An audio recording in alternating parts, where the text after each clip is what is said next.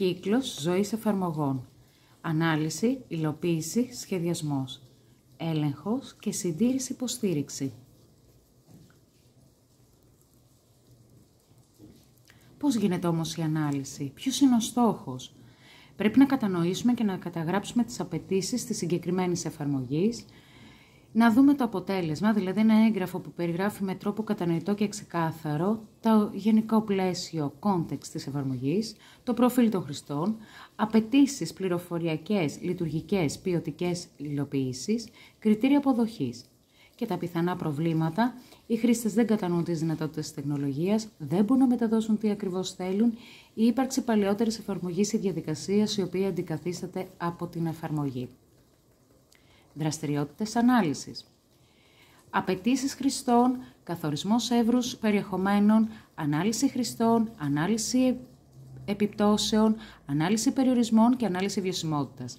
Δηλαδή, γενική περιγραφή, περιεχόμενο, ποιοτικές απαιτήσεις, κριτήρια αποδοχής, προφίλ χρηστών, λειτουργικές απαιτήσεις και απαιτήσεις υλοποίησης.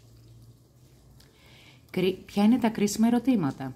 Ποιος είναι ο στόχος της εφαρμογής, ποιος το εύρος της εφαρμογής ή περιεχομένου, πώς θα χρησιμοποιηθεί, ποιοι θα είναι οι χρήστες, ποια πληροφορία περιεχόμενο ήδη υπάρχει και σε τι μορφή, ποιο περιεχόμενο πρέπει να δημιουργηθεί, ποιος θα παρέχει αυτό το περιεχόμενο, ποιος ο διαθέσιμος προϋπολογισμός χρόνος υλοποίησης, τι υποδομή υλικού λογισμικού είναι διαθέσιμη, τι ασφάλεια απαιτείται. Και άλλα κρίσιμα στοιχεία. Χαρακτηριστικά αποτελέσματος ανάλυσης είναι η ορθότητα, δηλαδή οι σωστές απαντήσεις, η ακρίβεια, δηλαδή οι μετρήσιμες απαιτήσεις, η ευκρίνεια, οι απαιτήσεις που επιδέχονται πολλαπλές ερμηνείες. Φυσικά είναι η πληρότητα, καταγραφή όλων των ασυνιστώσεων που επηρεάζουν την εφαρμογή.